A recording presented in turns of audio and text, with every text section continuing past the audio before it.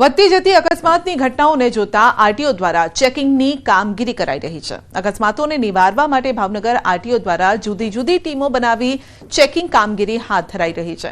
નિયમોનો ભંગ કરતા વાહન ચાલકોને કાયદાનો પાઠ ભણાવી મેમો આપી દંડ ફટકારાઈ રહ્યો છે।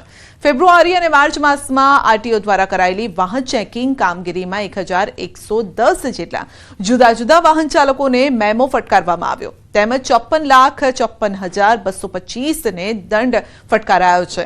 તો 50 જેટલા વાહનો ડિટેન પણ કરાયા છે। આરટીઓ દ્વારા વગર લાયસન્સ પીયુસી વીમો રોંગ સાઇડ તેમજ ફિટનેસ વગર ચલાવતા વાહન ચાલકોને ઝડપી લેવાય છે, કારણ કે વાહન ચાલક માટે તે પ્રાથમિક પુરાવો છે, જેથી રોડ પર ચાલતા વાહન ચાલકોની સામે કાર્યવાહી કરાય છે।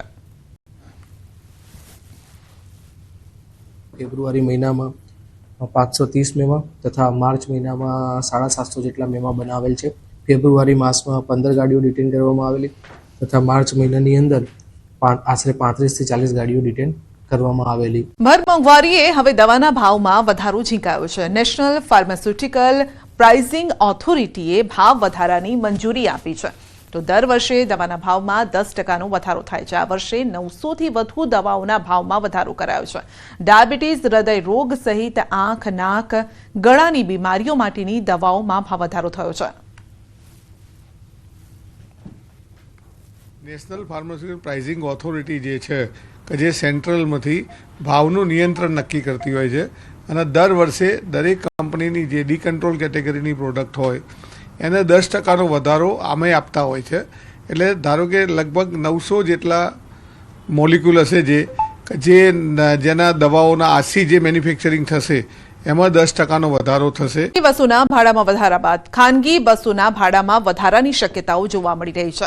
અમદાવાદ શહેર ટ્રાવેલ્સ એસોસિએશન પ્રમુખના જણાવ્યા અનુસાર તેઓ 7 એપ્રિલે સરકારમાં ભાવ વધારા અંગે આવેદનપત્ર આપવા જશે।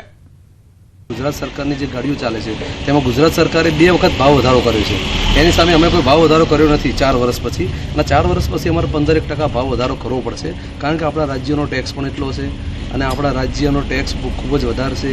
ટોલ ટેક્સ પણ એટલો આવે છે। અને અવારનવાર અમે સરકારના રજૂઆત પણ કરી છે અને આ રજૂઆત અમે તારીખ 7 તારીખે ગાંધીનગર રૂબરૂમાં આવેદનપત્રક આપવા જવાના છીએ।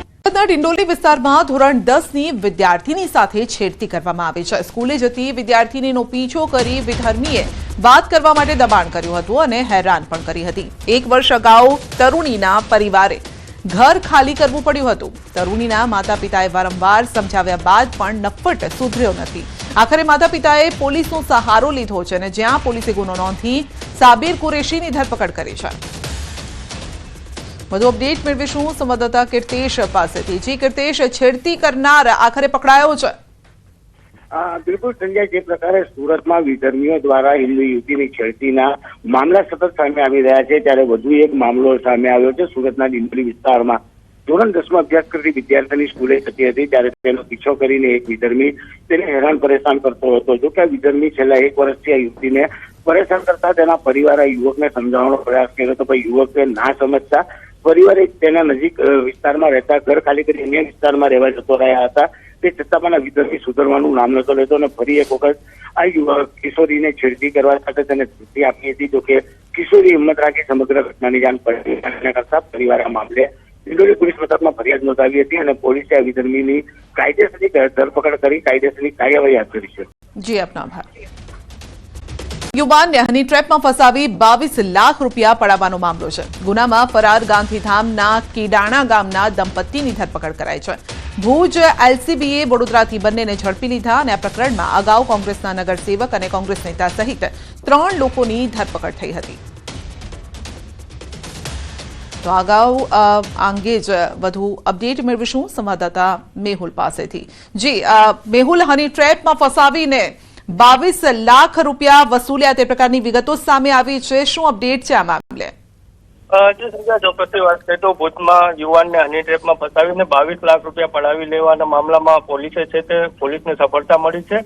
ગુનામાં ફરાર જે ગાંધીધામ કીડાણાના જે દંપતી હતા તેઓની ધરપકડ કરવામાં આવી છે। ભુજ એલસીબીએ બંનેને વડોદરાથી ઝડપી પાડ્યા છે।